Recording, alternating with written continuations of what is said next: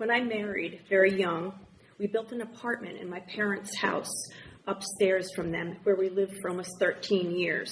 So imagine us upstairs and grandparents downstairs. When I was 24, I got accidentally pregnant. I was shocked and horrified. I did not feel at all maternal. In fact, I had always hated babysitting. Literally, I said, "Oh shit, oh shit, oh shit." I didn't feel much of an attachment to my unborn baby as I was pregnant. That, of course, changed after he was born. His name was David, which means beloved. And I, as a first-time mother, thought the sun, moon, and stars shone out of him. I believed he was a genius. He was totally wonderful. There was no baby in the entire world as amazing as he was. I doted on him. My parents downstairs also thought that David was everything. They also doted on him. Here is the ironic part. Every day I would cry and I would think, I don't want him to grow any older, and I don't want him to die. Please don't let him die. I had 2 other children, deeply loved, and my focus became diluted between the 3 of them. But this is a story about David. He grew. He was obsessed with books and with obscure facts. He became fascinated with and extremely knowledgeable about ancient weaponry. He was a repository of information about animals. He had a remarkable memory, remembering events almost photographically from babyhood. He loved music, knowing the words to many songs and singing them. His sense of justice was overpowering, which is why the world was disappointing to him.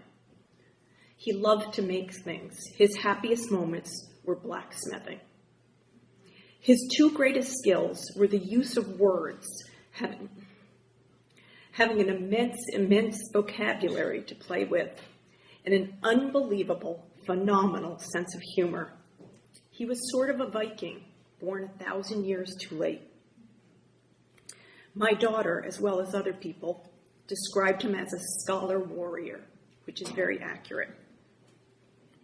His deadpan wit made us laugh constantly.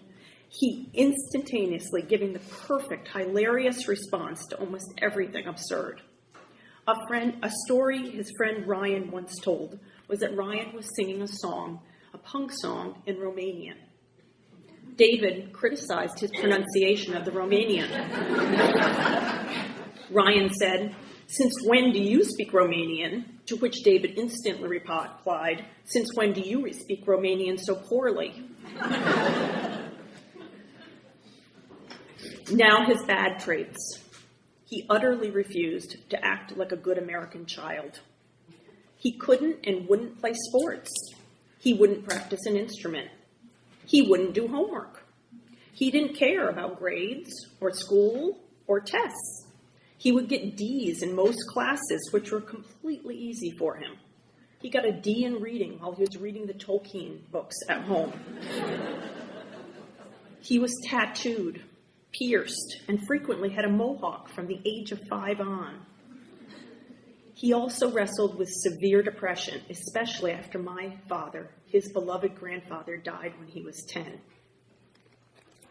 I still thought the sun, the moon, and the stars shone out of him. I finally realized that when he was 11, that he was going to be different and that he was going to break every norm. And I could either love him or I could reject him because he wouldn't conform. I gave up trying to get him to play sports and get good grades and go to school, and laughed at his jokes and loved him. I am immensely, immensely proud of him.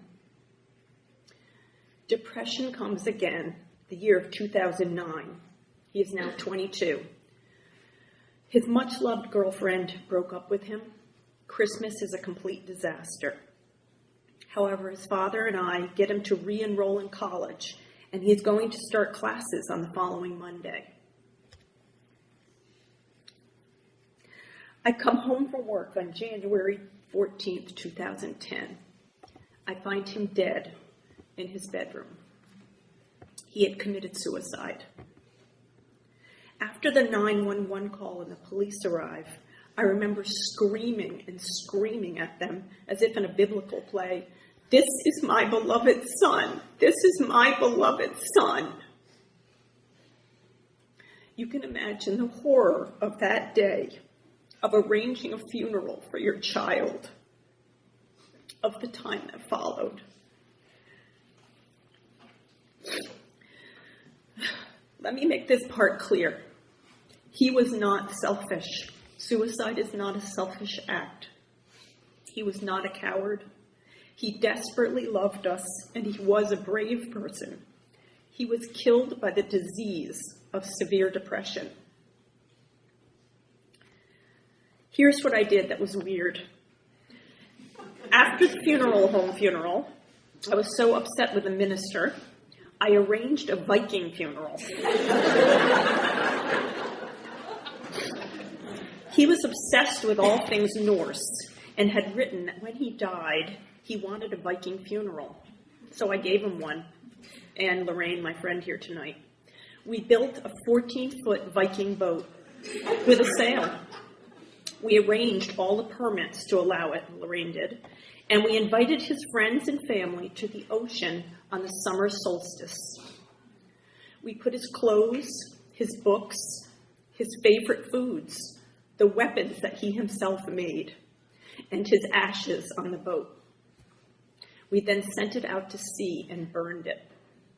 Truly, it was amazing. We stood for hours watching the boat burn and honoring him in a way that he would love. Now, here is the mothering part. When he was born, I finally understood my purpose for existence. I didn't know what I was doing on the earth, and it was nihilistic until the moment he was born. And then I finally knew. I was his mother. I was to care for him, teach him, feed him, dress him in enough sweaters, guard him, and love him.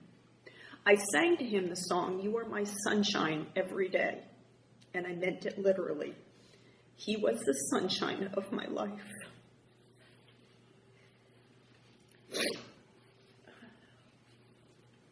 So when he died, when I found his dead body, my heart died. Well-meaning people said, "Well, you have your other two," which is true, and that is the reason I am alive. But it does not heal the mortal blow of his death. This is the problem. A grieving mother is dead, but inexplicably, her heart continues to beat. Her blood still circulates. You wake up every morning, and for some reason, you are alive. You find yourself like a zombie, completely and utterly dead, just dead, yet still physically alive. You are dead, your heart and mind broken irreparably, but filled with agony simultaneously. Agony. Every pain you've ever had times 100. Physical, emotional, mental anguish. Endless playing of the death scene. The worst possible imaginable thought of any parent. Years and years of screaming at the heavens, "Give him back! Give him back!" But society expects you to behave like a living person. You must not talk about this nuclear blast that has gone off in your house. You must eat and speak and work and walk the dogs and pay the bills and clean the house. The best analogy I can give is this. You're having open heart surgery. Your chest is completely cracked open and they have removed your heart. Then everyone clears away and the surgeon says, "Well, up you go, time for work." And you're sedated, you have an immense gaping chest wound, and you have no heart. It is gone. So life becomes impossible. You were expected to act like a normal, functioning person, and nobody even notices the chest wound. You become invisible. No one sees this gaping wound, and it goes on for years. Your sense of alienation is profound because you cannot speak of what is absorbing all of your energy and all of your thoughts for 24 hours a day, for years on end. Your brain finds no pleasure in anything. It is incapable of finding pleasure. There is no meaning or importance in anything. You cannot sleep. There's nothing funny. Food tastes like gravel. You can't hear music. You can't read. You don't care about anything. Why bother having coffee in the morning if you are dead? All holidays are days of mourning. All anniversaries cause weeks and weeks of extra pain. Work and daily functioning are acts of supreme willpower. So, 5 years later, with the help of many, many people who were wise enough to try not to fix the unfixable and to just listen, my darling children, my incredible friends, my amazing sisters, and the best therapist in the world, I am alive again. I feel alive again. I have learned to coexist with agony. However, I am a new person, emerging from a cocoon. My therapist, thank you, Jack, calls this experience transformatory, which it is. Whether or not I want it, I have been completely changed. His death triggered a cascade of events. A divorce of 31 years of marriage, loss of my home, health problems, the end of my nuclear family. But I am alive again, and I have found hope and purpose again.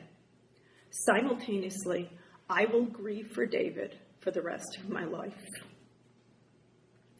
I am now finding my reason for living with David as my North Star. I will be unique. I will not be afraid of being different.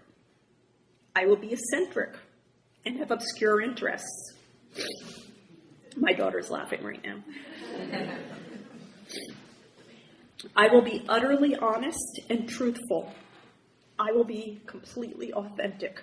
I will be like him. I discovered hope when he was born, and I lost it when he died.